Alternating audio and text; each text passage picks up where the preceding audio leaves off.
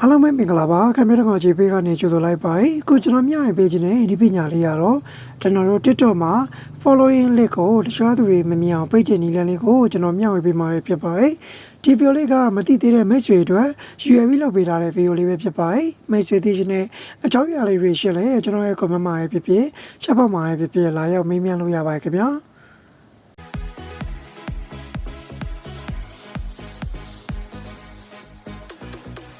ဒါဆိုရင်ကျွန်တော် TikTok မှာ following list ကိုတခြားသူတွေမမြင်အောင်ပိတ်တဲ့နည်းလမ်းလေးကိုကျွန်တော်မျှဝေပေးဖို့အတွက်ကျွန်တော် TikTok တွေကိုတစ်ချက်ဝင်ပါမယ်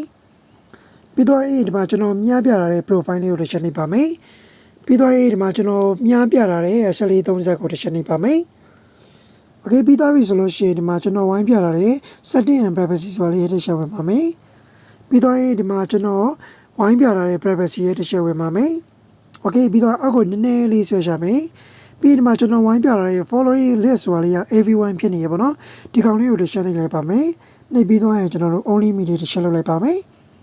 Okay ဒါဆိုတော့မိတ်ဆွေတို့ TikTok မှာ following list ကိုတခြားသူတွေမမြင်အောင်ပိတ်တဲ့နည်းလမ်းလေးအဆင်ပြေရွေးဖြစ်ပါတယ်ဒါဆိုရင်ကျွန်တော်တို့ဘယ်လိုမျိုးလေးဖြစ်နေမလဲဆိုတာကျွန်တော်တစ်ချက်သွားကြည့်လိုက်ပါပေါ့နော် Okay ဒီမှာကျွန်တော်မျှပြထားတဲ့ set bar လေးကိုတစ်ချက်နှိပ်ပါမယ်ပြီးရင်ဒီမှာကျွန်တော်ရဲ့ဒီ computer ကိုကြီးရဲ့တစ်ချက်ဝင်လိုက်မယ်ပေါ့နော် Okay ပြီးရင်ကျွန်တော် profile လေးတစ်ချက်ဝင်လိုက်မယ်ပြီးတော့ဒီမှာကျွန်တော် following list ဘယ်လိုပုံစံမျိုးပေါ်နေလဲဆိုတာကျွန်တော်တစ်ချက်ကြည့်မယ်ပေါ့နော် Okay ကျွန်တော် following list ကိုနှိပ်လိုက်ရင်အပေါ်မှာကျွန်တော်တို့ဒီ hidden ဖြစ်နေအောင်တွေ့ရပါလိမ့်မယ်ဒါဆိုတော့မိတ်ဆွေတို့ဒီနေ့လေးတိုင်းအသုံးပြုကြည့်လို့ဝယ်စီပြင်မယ်လို့ထင်ပါတယ်အားလုံးကျေးဇူးများကြီးတင်ပါတယ်ခင်ဗျာနောက်တဲ့ဗီဒီယိုမှာကျွန်တော်တို့ပြန်တွေ့ပါမယ်ခင်ဗျာ